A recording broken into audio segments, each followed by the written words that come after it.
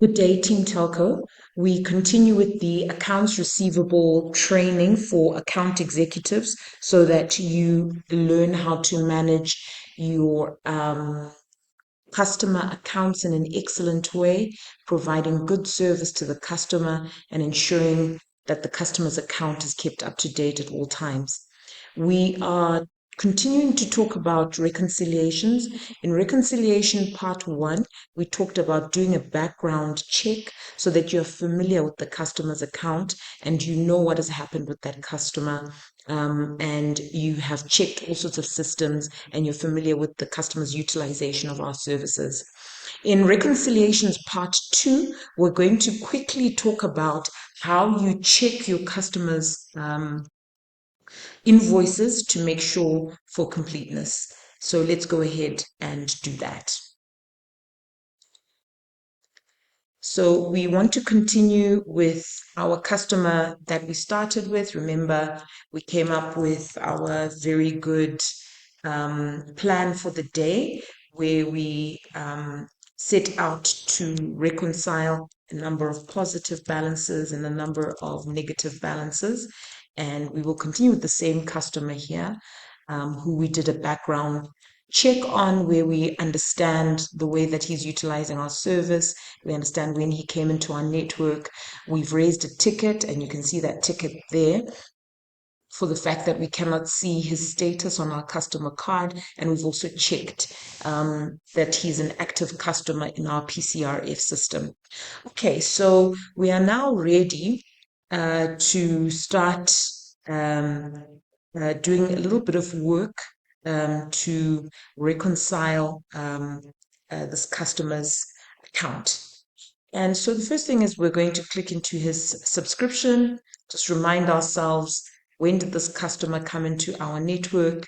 And we learn from the subscription that he's a 42 gig Velocity customer who has been in our network since the 4th of November 2022.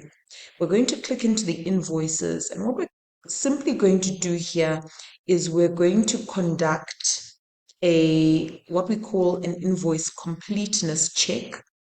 What we're checking for here is that we have raised every single invoice related to the customer for the service, number one. And number two, we're going to check that we do not have any duplicate invoices that have been raised for this customer's account over this period. So the very quick way for us to do that as we enter into this area for invoices is we know that the customer came in on the 4th of November. There's an invoice they raised on the 3rd of November for the customer. So we see that invoice there, and that invoice would have to have been for both his subscription and his installation if there was anything like that. So we see he was invoiced for November, December 2022.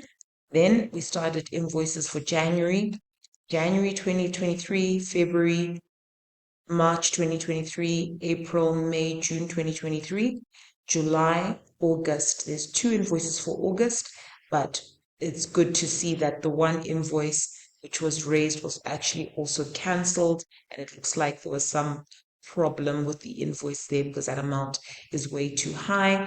That invoice was cancelled and a new invoice was raised, so we know that any duplication was dealt with. So there's August, September, and we're currently sitting in October of 2023. So we know that every single invoice since customer came in has been raised. So we have checked for both invoice completeness as well as we've checked for any duplications. What we're also going to do at the same time is we're going to check these invoices for that we are invoicing the customer fully for the package that he is consuming from us, which is the Velocity 42 gig. And if we look at it here, starting from December, we see he was invoiced for the 42 gig in December, and his invoice was fiscalized. Same in January, February, March, April, May, June, July, August, Okay, there's the 2 August ones, and we can see that one of them was cancelled. There we go. It was cancelled right there. That was August one that was cancelled.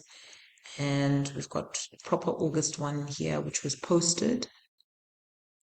September was raised and posted. And finally, October was also raised and posted. So it would look like when we look at Mr. Jamu's account, all relevant invoices for the service that he subscribed for have been raised, and all of them have been posted in accordingly into his account. So this is the very first part, or the second part, actually. The first part is our background check. But the second part of our reconciliation process is we check for invoice completeness and lack of duplication. I'm running this very simple check that I have shown you just now. If you've got any further questions about checking for invoice completeness or invoice duplications, do not hesitate to reach out to your department head who will help you with this process.